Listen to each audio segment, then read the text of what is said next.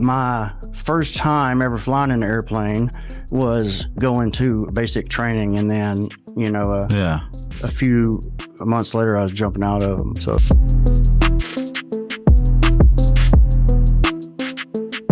coming from a small town, always being good at sports and everything, I never knew that, you like being expendable.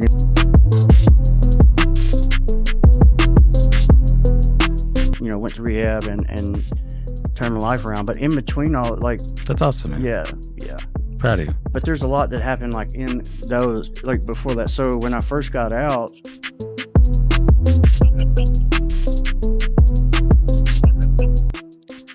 This episode is brought to you by Scars and Stripes. Hi, everybody, and welcome back to another episode of This, That, and the Third, where we talk about this and that. And my name is Tercero Munoz. My guest today is Jared Eakin. How are you doing today, Jared? I'm good. I'm doing good. Thank you for joining us. I appreciate it. I'm happy to be here. A little nervous, but yeah, that's all right. Is this your first podcast? It is my first podcast. It seems to be like we're just the place where people break their ground. So, which is awesome. I love that. So today we're going to get to know Jared a little bit and talk about his nonprofit a little bit. You may have seen it online. It's called Scars and Stripes. And let's describe it to us a little bit. So it's a veteran service organization. It's suicide prevention by addressing the life stressors that come up. So we're trying to take care of the small things before they turn into a crisis, right, and end up in something like suicide. So we cover a wide array of things. My idea in starting it was I want to be able to cover with whatever the veteran comes in with, being able to address it or link them to somebody that can. Right. And that's what we've kind of developed. Did you grow up here in Arkansas? I did. I grew up in South Arkansas, in Smackover, Arkansas. Okay. Did you always envision going into the military? Well, yes and no. I mean, I was really athletic growing up. Played a lot of football.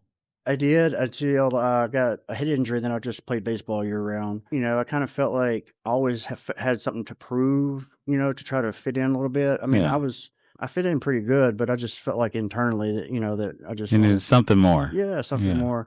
And all the men in my family, most of them had worked in the trades, around there. There's a lot of different plants and blue collar stuff. Right. So originally I went to a trade school in Louisiana and to be an electrician. Okay. And I did that for almost 2 years, and I just needed to kind of get away, and I was still in shape some, so I decided to join. And my first time ever flying an airplane was going to basic training, and then a few months later I was jumping out of them. So wow, that's insane. Yeah. So the first time ever. Yeah. Okay, where'd you go to basic training at? I went to basic training at Fort Jackson. Okay. Yeah. How was it? It was good. It was hot and humid. Yeah.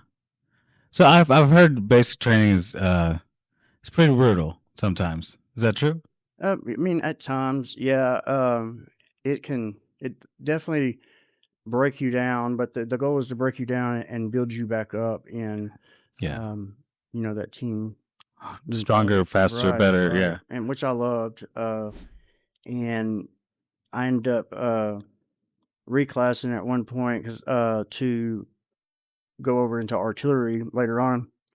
Okay. And ended up at Fort Sill later on, and loved it too. Got to do a lot of things with rockets and whatnot. Right. But I mean, I had a lot of great experiences, in the military. But how long did you serve? 3 years. So I wanted to end up retiring, but I got hurt, and basically had to go ahead and get on out. Yeah. And so that was the start of it all, I think, when I look back. Yeah. Coming from a small town, always being good at sports and everything, I never knew that, you like being expendable, you know what I mean? Yes. Because, when you're from a small town, it's kind of your idea of the world. Right. Well, And the world's too big. So that was my first time, when they were saying, you have to get out of the army, Yeah. that I kind of felt like, man, I'm expendable and I've put so much into this. Right. So it kind of threw me for um, a big spin. I Uh, bet. Yeah. So is that kind of what inspired this whole so there's a thing? lot that went into inspiring. Yeah, I'm sure it was a lot of factors, not just one thing. So yeah, when I got out of the military, like I said, it was rough. I was injured, and the VA and everybody at the time was over prescribing opiates at the Opiates. time. So Yeah. that led, and then not dealing with or knowing how to deal with the mental health stuff that I was going through, Yeah. led to an addiction. Yeah. Which I hid, decently well for a while. Yeah. It's pretty functioning Yeah. until it wasn't. Right. Yeah. No, I get it. But so that led in to run-ins with law enforcement, and Of course. um, eventually I had a judge that saw my service and kind of seen what was going on. He Right. seen that I was spiraling because of the PTSD and Right. It things kind of like clicked in his head. That's like, hey, this is what's going on here. right. Um, and went to rehab and turned my life around. But in between all, like, That's awesome, man. yeah, yeah. Proud of you. But there's a lot that happened, like, in those, like, before that. So when I first got out, you I didn't I needed to fill that void, so Yeah. I jumped into a marriage with my first wife, really quick, just, somebody there, try to fill a void, feel Right. something different, and Yeah. that led to years of just, found out that she had cheated multiple times. Wow. It was a snowball effect of things Yeah. that On top of everything on top else. of Yeah. everything else, and it wasn't until I went through that whole spiral and then, through the rehab and really kinda look back that I realized that it was, not addressing the mental health stuff, Right. so I dug into that, Which is one of the most important parts, right, because it leads to everything else, right? The mental yeah, health leads to the addiction, leads to the run-ins with the law, yep, and that's so. Uh, that's why I thought you would like that book. yeah, Speaking of Jason Higgins, shout out. He wrote a book called "Prisoners After War," and we'll leave the link in the description. It's a great book. You should totally check it out. He's awesome, and it's something that you're personally trying to work on as well here in yeah, Arkansas, right? definitely, definitely. Yes, so, I remember the Arkansas, Veterans Coalition did great policy work in the state, that impact veterans, um, and they actually some of the policies that they've worked on, in the past couple of years, have to do with the benefits. So a veteran that's receiving, compensation, pay, Yeah. well, when they get incarcerated, if it's not shut off, they'll get an overpayment when they get out, and they'll owe all that money back. So they may get out and owe $30,000, $40,000.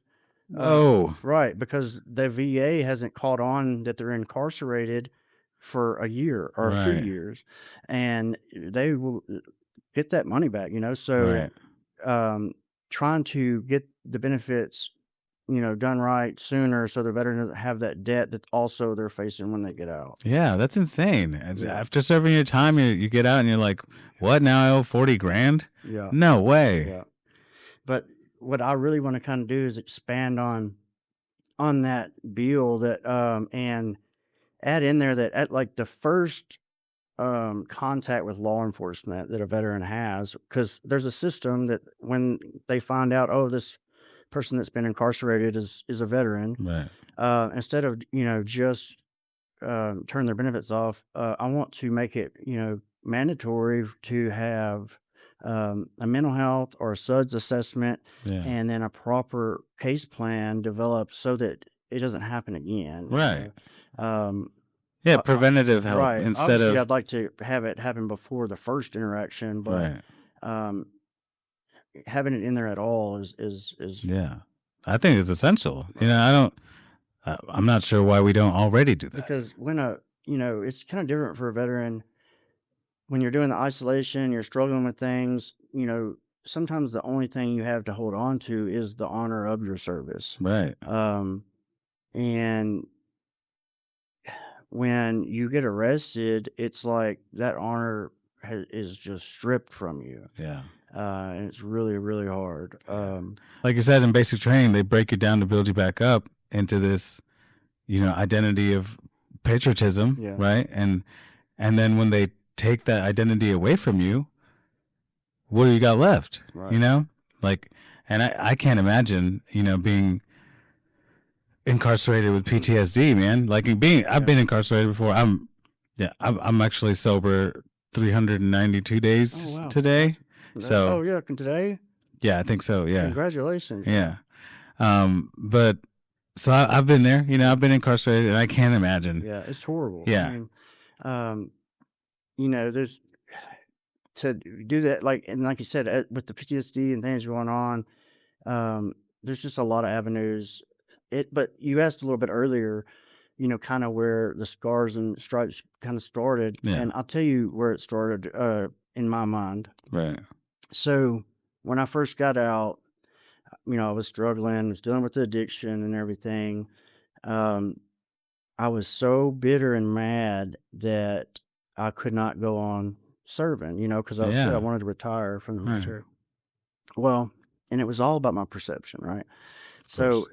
in my mind at this time, I was so mad that I couldn't go on serving and, was eating the pain meds, just kind of numbing out everything. Yeah. So I'm at the VA and at like 8 in the morning in Little Rock for an appointment.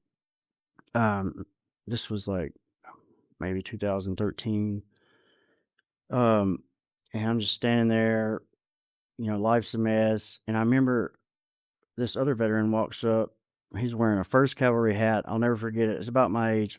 And I remember thinking he smelled like he had just left the bar, like Yeah. just the stale cigarettes, the whiskey smell. And I, Yeah. I remember thinking in my head, like, man, I know how this guy feels. Yeah. Like it's rough. Yeah. So I remember I said, "Hey, you want to go outside and have a cigar?" At the time, I used to send cigars to some guys overseas and stuff. So I had a Nice. little. I said, "Because they're going to take forever these appointments." He Right. said, "Yeah, yeah." So we ended up going outside and smoking a cigar. We ended up, laughing, crying, telling stories for hours. Missed both of our Wow. appointments, Wow. just talking, and man, it was the greatest thing ever. And at the That's end of awesome. it, he said, I want to thank you. You saved my life. And I didn't know how to take that. I was like, no, no, just, he said, no, come here. And he, um, he walked me out to his truck and he had a suicide note in his pistol. And he said I was going to kill myself when I came out of here today. And it Wow. hit me so hard. Like it still chokes me up talking about it Yeah. because it was like in that moment that I had been so bitter and mad and like self consumed with, um, getting that I had to get out because of the injury that I couldn't go on serving when God was telling me that I could go on serving Yeah. by helping Just in a veterans, different way. yeah, Back just in a home. different way. Yeah.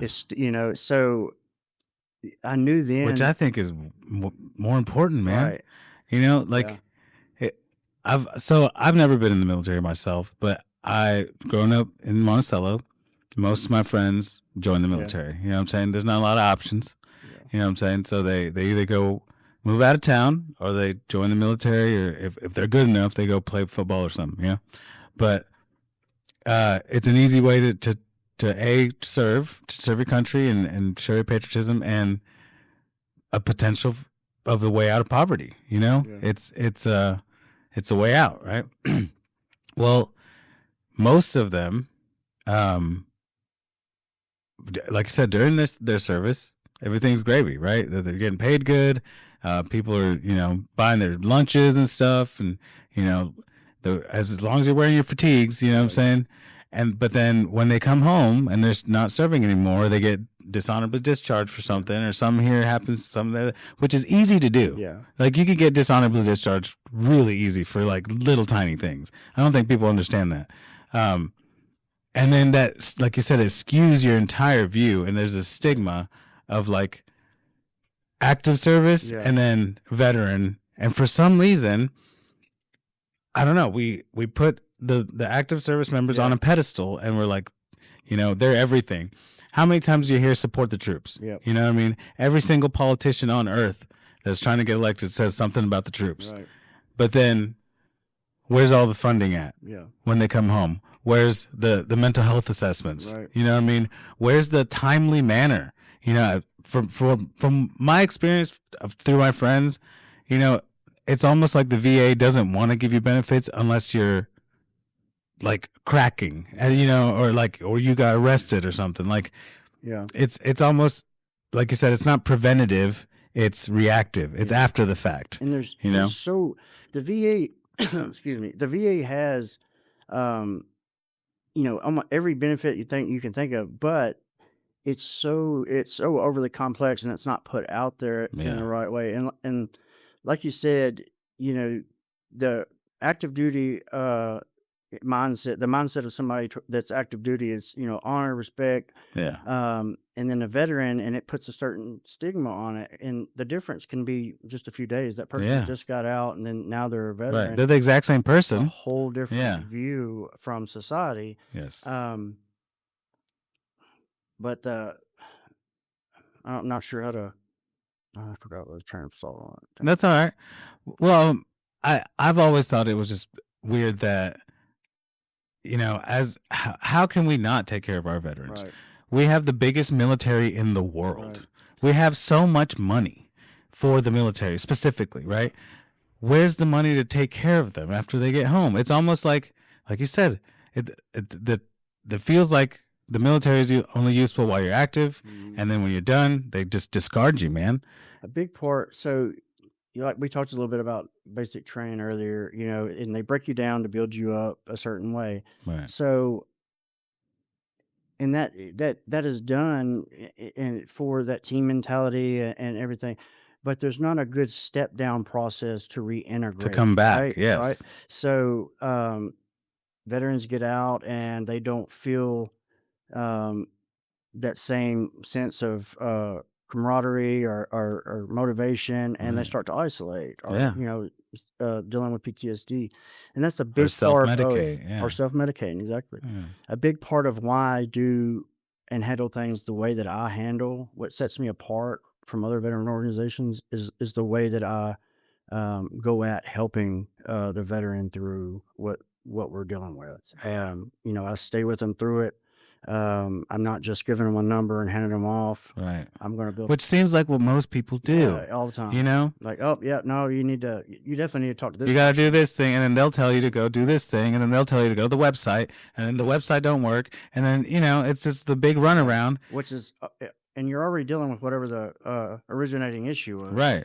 So all of this, and the reason I know and I do things the way I do is because I've been there, being that veteran, Yeah. struggling, trying to make these calls on hold for 3 hours. Yeah. You're already frustrated. Yeah. You're trying to get help, and it's like it almost seems like the system is built against you. Yeah. And that's more discouraging than anything. You're like, where's my country at? Yeah. Where's the support? That's something that me and Jason talked about a lot. Is like it's just the dichotomy or the contrast between the idea of loving the military and actually loving the military. We got to work on that. We got to do something better. And I'm glad that you started Scars and Stripes.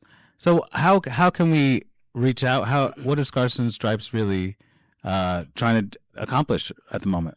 So we're out of the Hot Springs Community Resource Center. Okay. So I get a lot of veteran traffic that come through there. Yeah. I have the VSSP, Veteran Stability and Support Program, and what that program is for is helping with like rent, utility, like emergency situations, Yeah. right? So I used to be a case manager for SSVF, which is a VA program that does housing and whatnot. Right. And I kept seeing, veterans were still falling through the cracks in certain ways. Yeah. Be it that these programs that are available are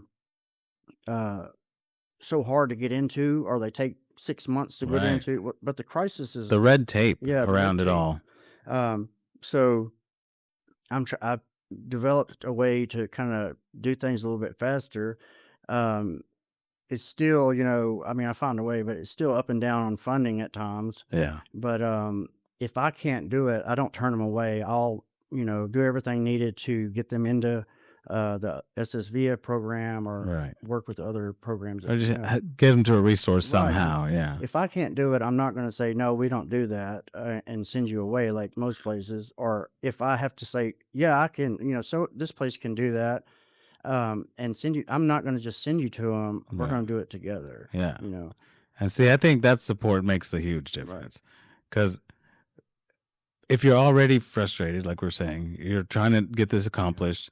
There's nothing more discouraging than someone just dismissing you Yeah. and being like, "Hey, we don't do that here. Call this number." Right. At that point, might as well go home get a drink. And And that's what a lot of people do. that process by, kinda sitting with them in what they're going through, it helps me, uh identify more in some instances what caused this problem, if financial or whatever it is, Yeah, and be able to try to help them address that, the so root this is not, cause. yeah, so this is Yeah, not happening again. right. Which is why the new partnership I have with Washita Behavioral Health and Wellness, that is a mouthful. Yeah, I don't know why I chopped that one up, that's all right. but it's great because, so some veterans, a lot of veterans at times will have a bad experience at the VA, Yes, and they'll go through patches where they're like, "I'm not using the VA." right. But the It's not issues, welcoming, yeah, man. It's not an easy thing to do. yeah,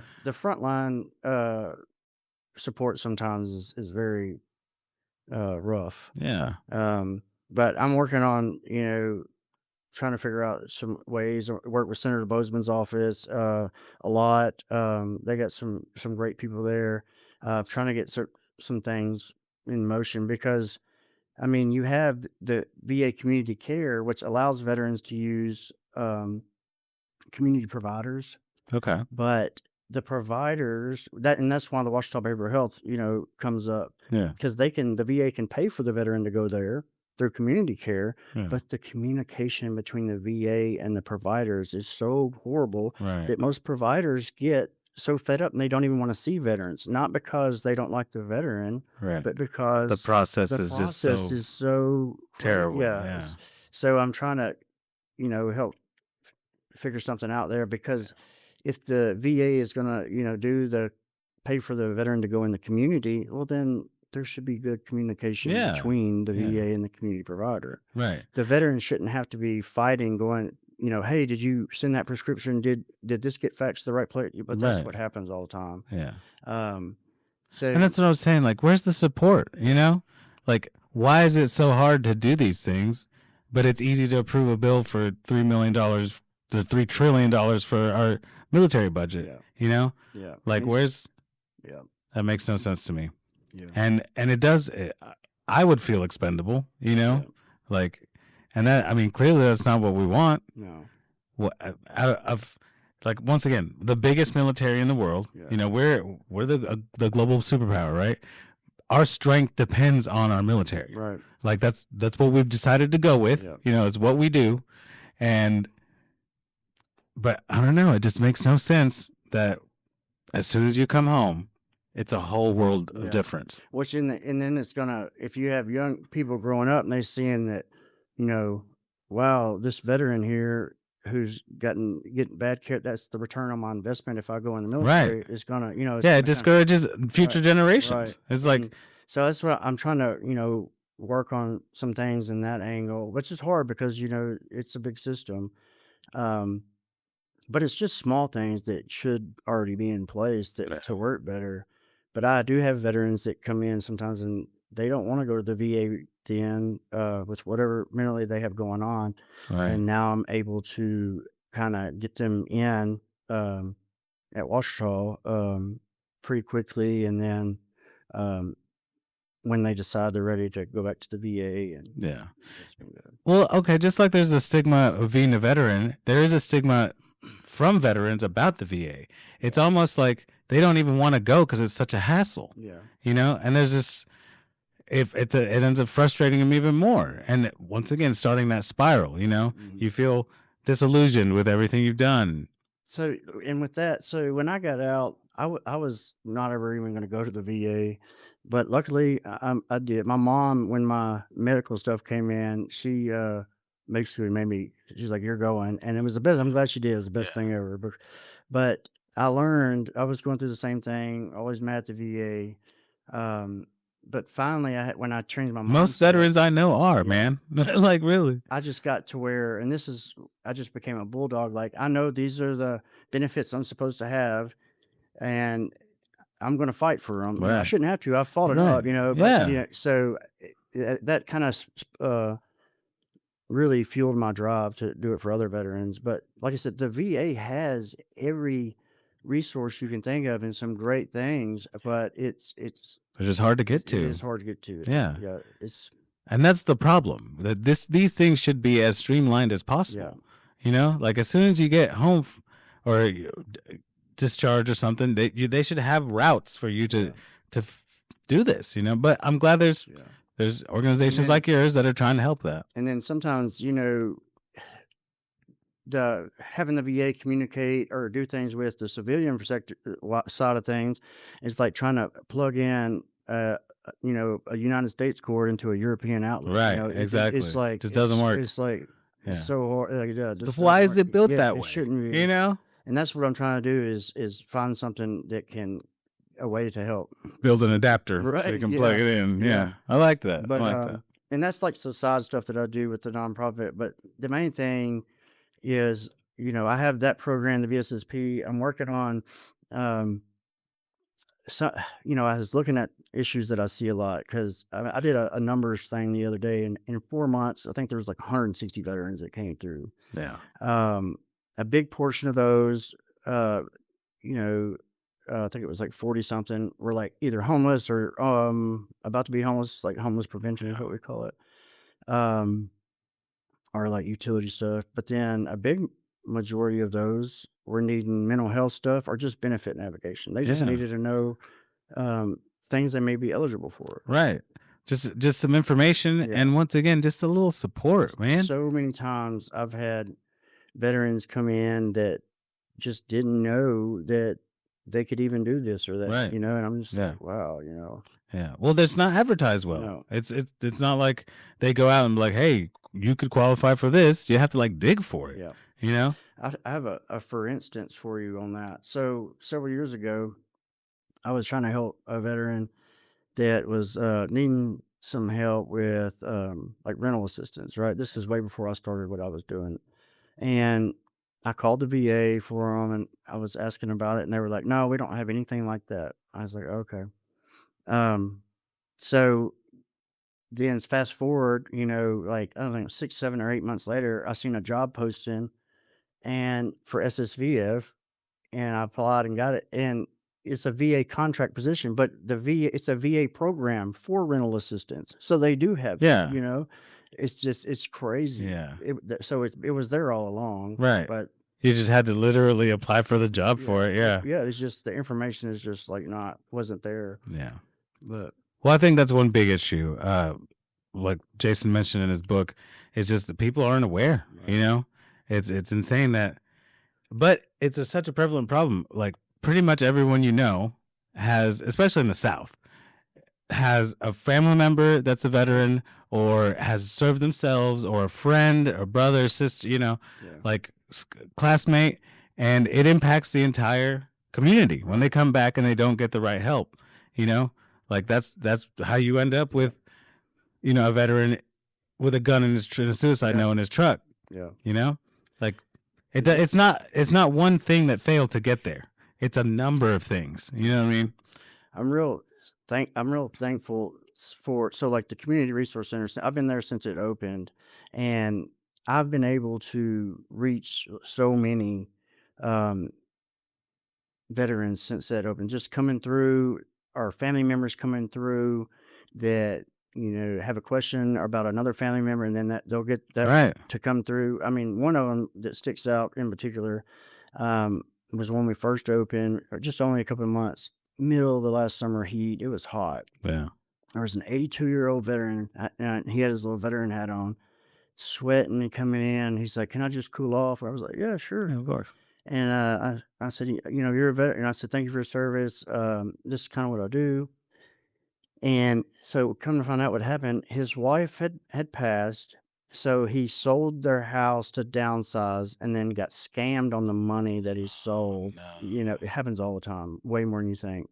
Oh, man. Um, got scammed on the money. He had been living in his van for like 5 weeks. 82 years old. Oh my god. And he like I said, he just happened to come through, and I seen he has better. I Yeah. had him in emergency housing by the end of the day, and That's then awesome. permanently housed by the next week. Yeah. That's It amazing, was dude. it was so good. Like, Yeah. but it was just broke my heart, that, well, and a lot of with veterans too is it may be pride and, this and Yes. that, but 82 years old and just already lost his wife, then There's sold no his house. reason why an Yeah. 82-year-old veteran should be None, homeless, man. none. You know? Yeah, but that'll always stick with me. His name was, Yeah. yeah, yeah. Name's That's Kurt. insane. I always I check on him every now and then. Okay, Yeah, that's awesome. Dude, that's great though. That's gotta feel amazing to yeah, be able to provide the help that they couldn't do on their own, yeah. you know? And because I mean, I remember when I always said, I was going through struggles and alone, and just felt like Yeah. I would call here and call here and call there. No, we don't do that. No, you got to call this person. And then it was just never. So finally, you just shut down. And I just remember that feeling. And in doing this, I don't ever want a veteran to have to feel To like do that. that, I yeah. mean, if I can't do it, I know, I don't think any of us want that. yeah, Like really deep yeah, down, because like you said, it's gonna affect future generations, and they're gonna see, hey, it's not worth it. yeah, It's not worth going over there, yeah, maybe dying. Then even if I do survive, coming back with all these problems, and then they're just gonna put me on opiates and put me in jail.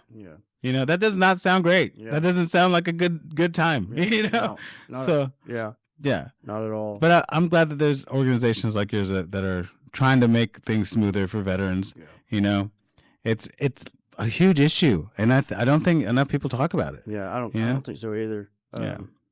Yeah. Maybe we should start your own podcast about Well, it. I've thought about Yeah, it. I might, because I think these issues need to be talked about for yeah. sure. And there's so much to talk 'Cause about. You yeah, know what I mean? There's so like we're barely scratching the yeah. surface. You Oh, know what I yeah. mean? This is way barely scratching Yeah. on each issue. Right. Like each thing could be hours long discussion on Right.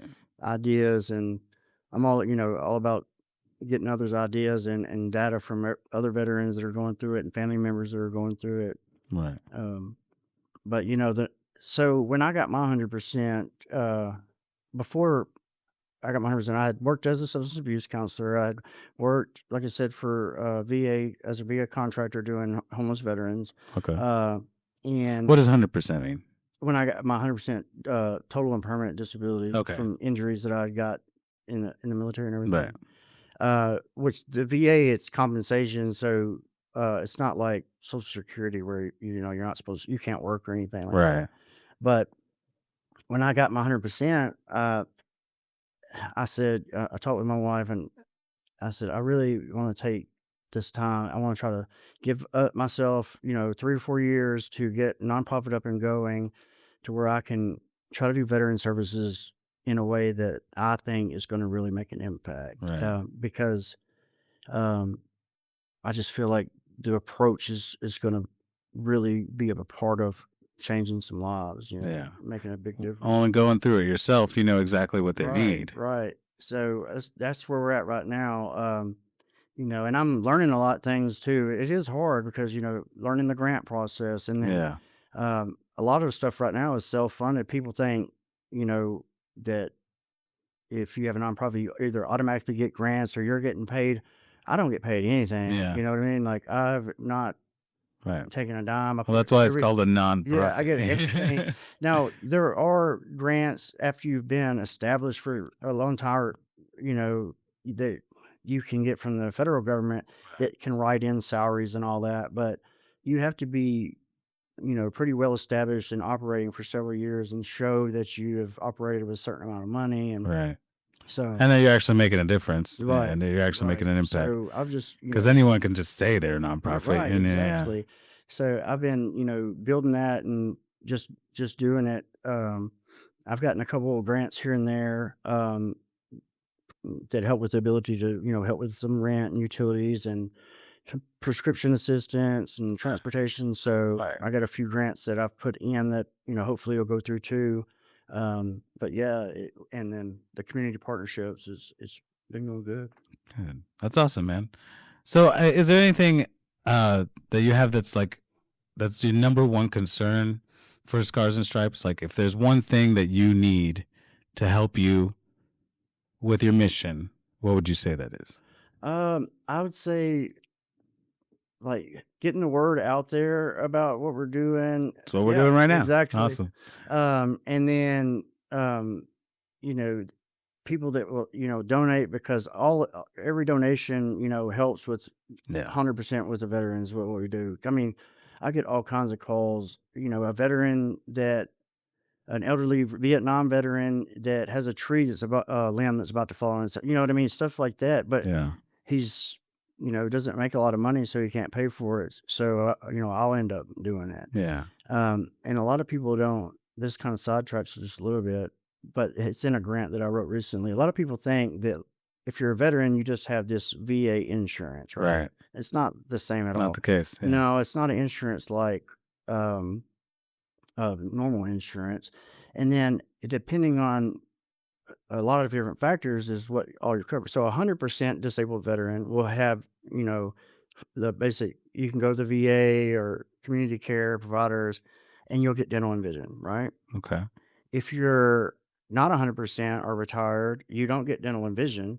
So, but if you're an 80 You or still 90, have eyes and teeth, right. though. But if you're 80 or 90% um, disabled veteran, like your percentage wise, Yeah.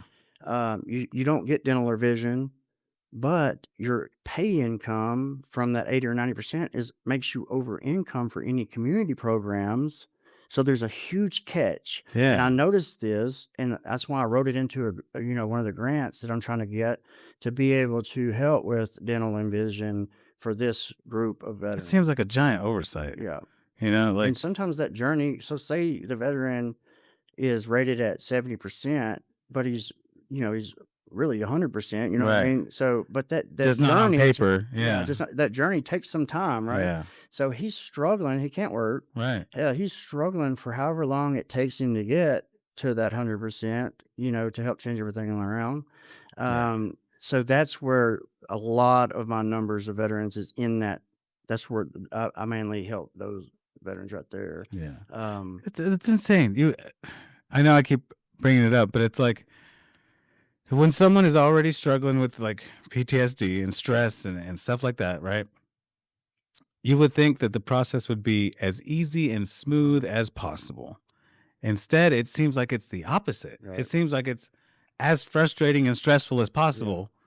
And I don't know, it almost feels like they want veterans to snap. Yeah. Like it really does Yeah. seem like that. I really hope that's not the case, obviously, but that they don't make it easy. No. They don't make it easy. They don't make it even medium. No. They make it really hard. Yep.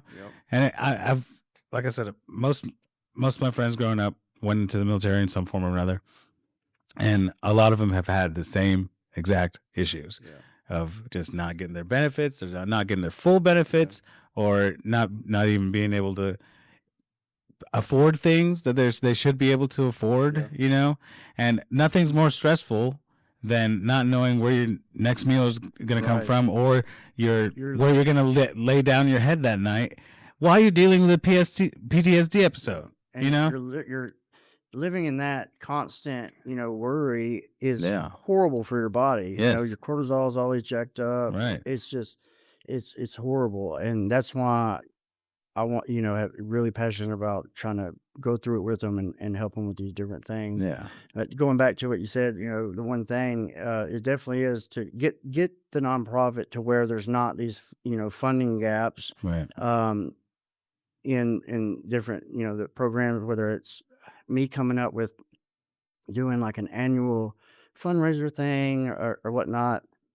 I need to get some, more people on board that would be interested in like helping grow the nonprofit for Yeah. veterans. Well, we're more than Yeah, willing to I do think what we can. and there's other, so the bigger veteran organizations, the th- and I love them, but that they don't do a lot of the actual veteran service work. Right. They'll help a veteran here and there, or they'll do scholarships. Right.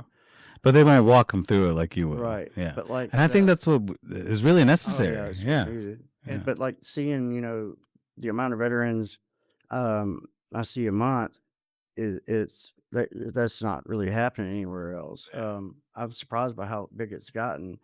It's But clearly a need that needs to be around here, solved. Yeah. it's none of them are instead of everybody kind of teaming up and like, let's do this together, donate, they just stay competitive.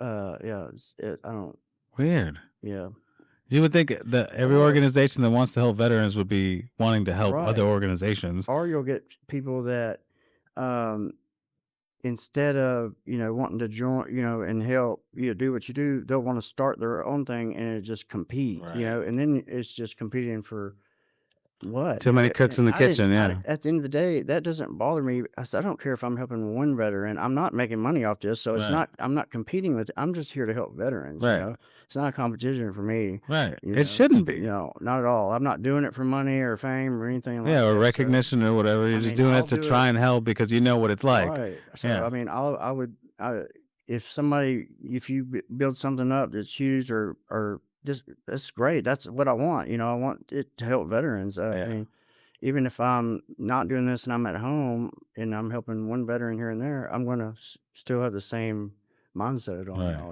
I'm not, Yeah. Same team. yeah, Everybody same should be on the team, same team. same team. Stars and Stripes is we help, active duty veterans and also veteran family members. Several times That's I've had spouses that the veteran had just passed, and the spouse didn't know what to do because Yeah. same process, Yeah. and It's a huge ordeal. yeah, Yeah. so I've helped them, get pointed in the right direction Yeah. with It seems like that's something that's overlooked. yeah, Like the family members of the veteran. Not only the veterans themselves, but then the family members also. yeah, Once again, it's a community issue. yeah, It impacts a lot of us. yeah, because the family members they go through it too, Yeah, exactly. Um, it takes a special person, My wife said to do it with things that I've been through. A lot of times, so it takes, yeah, they're Yeah. exposed to a lot. They go through it too, and they Yeah. fight Oh, there yeah. with them, Yeah, So, exactly. That um, they're, I mean, they're right there with the veteran. yeah, The late nights where they're having panic attacks, or when they get home and don't know how to fit back into yeah, life.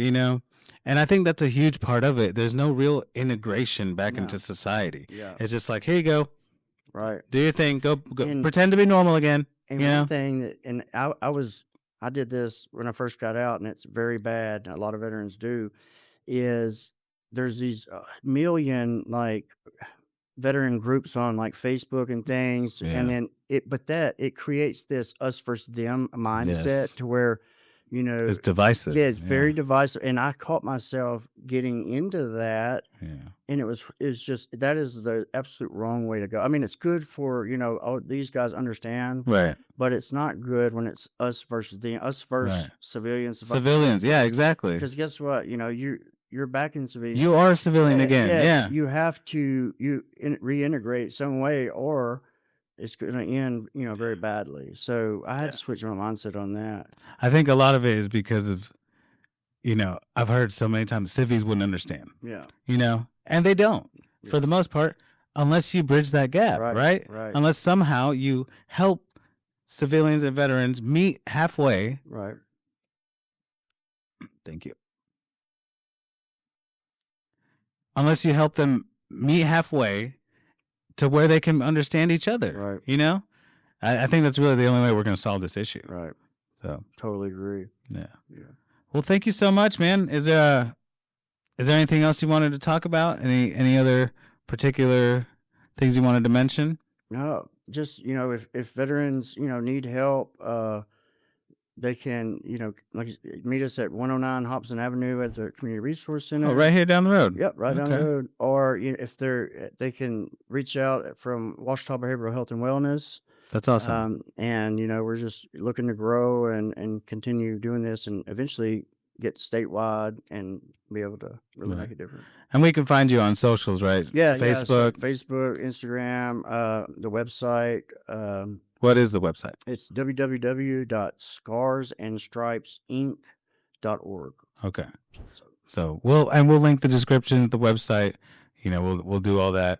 We'll tag you and everything. Make sure that we get the word out, because I think this is super important. Suicide, first of all, has been a huge theme in my life. I actually organized a suicide awareness music festival well, at one point. Yeah, just because it's been a big impact for me. I'm also a musician, so we've done a couple charity shows for Mission 22. Yeah. So this is something that's, once again, I think is a huge problem that needs to be addressed, and the more eyes we get on it, the better. So I totally agree. I really appreciate you coming on the show, and I'd love to have you back sometime, definitely. and maybe have your wife on at some point. She could tell. She could tell a great version of from a different perspective. Yeah. Well, I mean, and that's important too. Just as much as the veteran. And she's a crisis therapist, so she sees a lot too. So okay. Well, we'll have to have you for sure. Well, thanks again, Jared. I really appreciate you coming in. A great discussion. Flowed well. I love it when that happens. But don't forget to check out Scars and Stripes. Like I said, the links will be in the description, the website, and everything. And if you enjoyed this conversation, please give us a like, a share, or subscribe. If you want to join the conversation, leave a comment. There's a lot to talk about here, so we're more than welcome to open discourse. That's what we're about here at Sweet Pea. Thank you again for tuning in, and have a great day. Awesome.